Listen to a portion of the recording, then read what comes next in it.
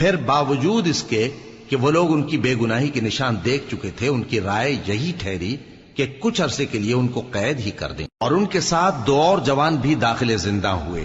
ایک نے ان میں سے کہا کہ میں نے خواب دیکھا ہے، دیکھتا کیا ہوں کہ شراب کے لیے انگور نچوڑ رہا ہوں۔ دوسرے نے کہا کہ میں نے بھی خواب دیکھا ہے، میں یہ دیکھتا ہوں کہ اپنے سر پر روٹیاں اٹھائے ہوئے ہوں اور پرندے ان میں سے کھا رہے ہیں، تو ہمیں ان کی تعبیر بتا دیجئے کہ ہم تمہیں نیکوکار دیکھتے ہیں۔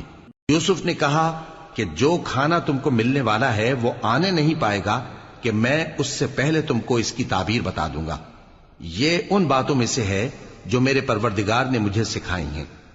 جو لوگ اللہ پر ایمان نہیں لاتے اور آخرت کا انکار کرتے ہیں، میں نے ان کا مذہب چھوڑ دیا ہے، اور میں اپنے باپ دادا ابراہیم اور اسحاق اور یعقوب کے مذہب پر چلتا ہوں۔